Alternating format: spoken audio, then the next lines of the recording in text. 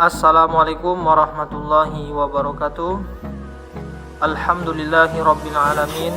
Wassalatu wassalamu ala ashrafil anbiya wal mursalin wa ala alihi wa sahbihi rasulillahi ajma'in. Amma ba'du. Apa kabar teman-teman semuanya? Semoga kita diberikan kesehatan jasmani maupun rohani. Walaupun di masa pandemi ini kita seharusnya tetap semangat dalam melaksanakan aktivitas kita sehari-hari. Baik, di sini saya akan menjelaskan materi mata kuliah pengantar bisnis dari pertemuan ke-8 sampai pertemuan 15. Yang saya dapati dari pertemuan ke-8 ini yang berjudul mengelola sumber daya manusia dan hubungan tenaga kerja. Baik, yang saya dapati yaitu dari hubungan mengelola sumber daya manusia itu mencakupi dua hal. Yang pertama yaitu permintaan dan penawaran tenaga kerja. Tentu yang kedua analisis pekerjaan. Tentu analisis pekerjaan ini dilakukan oleh suatu perusahaan. Tentu kita melakukan apa saja yang harus dilakukan perusahaan, apa yang dibutuhkan oleh perusahaan tersebut.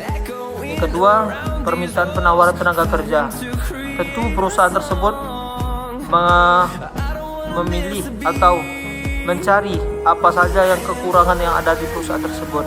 Contohnya tenaga kerja di bagian pabrik,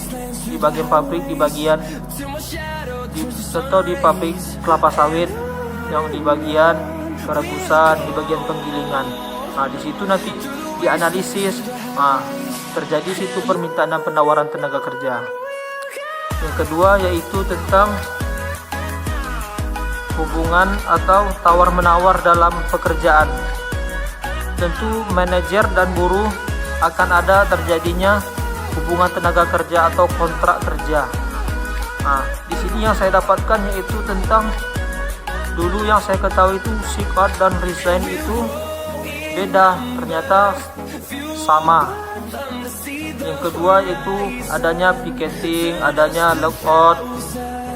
Yang selanjutnya itu gaji, upah dan tunjangan itu berbeda. Kalau upah itu memang hasil kerjanya tersebut yang dibebankan oleh perusahaan, sedangkan gaji yaitu yang diupah dari ditambah oleh perusahaan jam kerjanya, sedangkan insentif yaitu pekerjaan yang dilakukannya itu dinilai oleh perusahaan atau hadiah dari perusahaan. Selanjutnya pertemuan ke-10 yaitu tentang memotivasi dan memimpin karyawan. Yang di sini yang saya tangkap yaitu memimpin atau memotivasi karyawan itu sangat penting. Karena apabila suatu perusahaan ingin maju, tentu kita merubah seluruh isi dalam perusahaan tersebut. Karena mustahil rasanya perusahaan tersebut maju apabila orang isi dalamnya itu tidak mempunyai semangat kerja. Jadi sebagai yang memimpin perusahaan itu tersebut atau manajer perusahaan, tentu ia harus pandai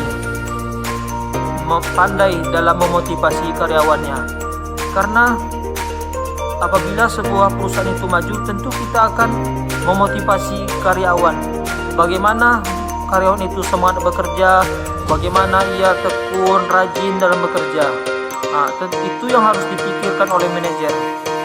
Nah, selanjutnya apa contoh yang bisa kita berikan agar karyawan semangat bekerja? Yang pertama yaitu kita berikan tunjangan kesehatannya, kita beri fasilitas kesehatan, tempat tinggal, asuransi sebagainya. Agar mereka semangat bekerja, maka manajer memberikan motivasi kepada karyawannya.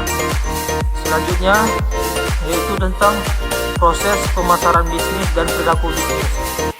Yang saya dapati yaitu bauran pemasaran ini yaitu produk, penetapan harga, distribusi, dan promosi. Jadi produk ini, bauran pemasaran ini, yang pertama tentu sebuah pabrik menciptakan sebuah produk. Setelah sebuah produk ini nanti ditetapkan harganya, berapa harga dari produk tersebut.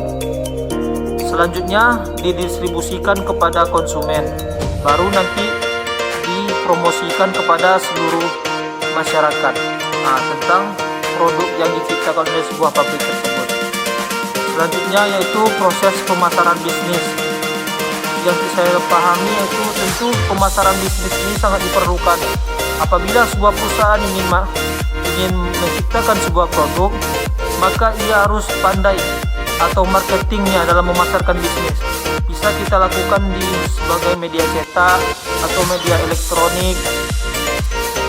Bisa kita lakukan agar bisnis kita ini maju. Tentu kita memikirkan bagaimana agar produk yang kita punya ini laku. Selanjutnya mendistribusikan produk, yaitu yang saya tangkap tentang distribusi ini yaitu yang pertama perantara, yang kedua pedagang, pedagang grosir, yang ketiga enceran.